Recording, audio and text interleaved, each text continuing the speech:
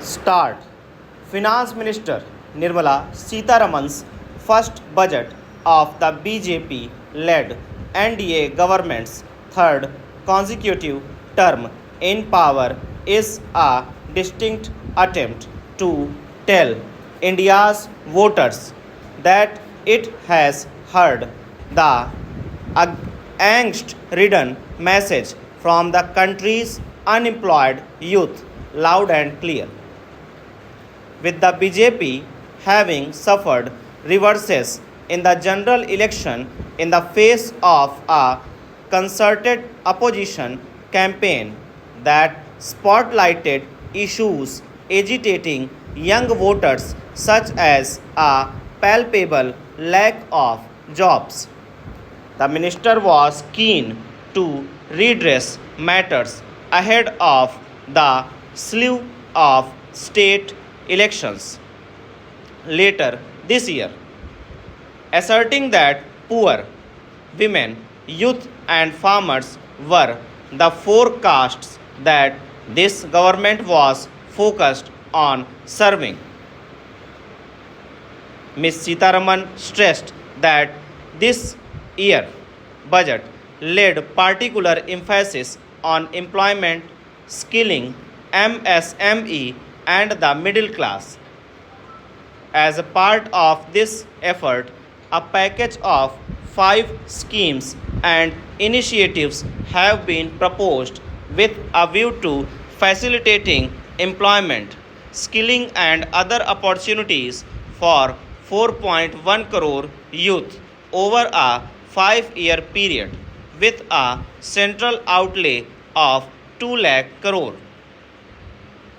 The centerpiece is a scheme to provide a month's wage as subsidy to all persons newly entering the workforce in a formal sector job, which would entail the employer registering the employee at the Employees Provident Fund Organization within bracket EPFO. The direct benefit transfer of 1 month salary subject to a cap of rupees 15,000 would be made in 3 installments to first time employees.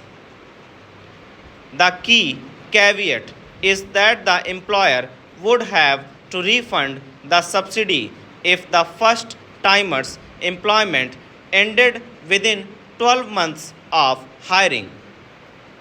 Other schemes are an incentive support for job creation in the manufacturing sector. 1.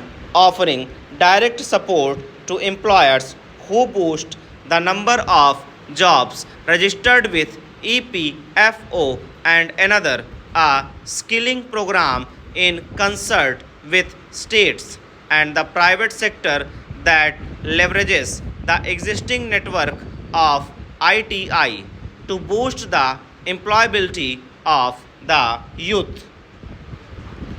The fifth in this quiver of schemes, predictably credited as being under the aegis of the Prime Minister, is an interesting move to facilitate internship opportunities to the youth in 500 top companies.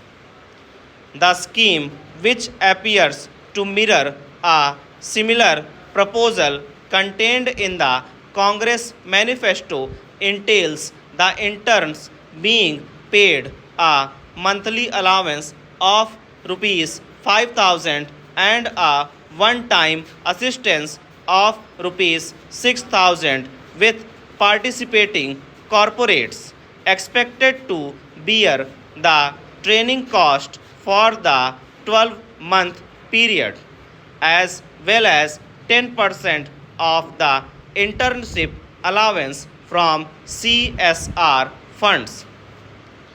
Targeted at unemployed persons aged between 21 and 24 who are not engaged in full-time education at the time of applying, the minister said this scheme would, over a 5-year period, potentially provide 1 crore youth with a chance to gain exposure to a real life business environment and varied professions.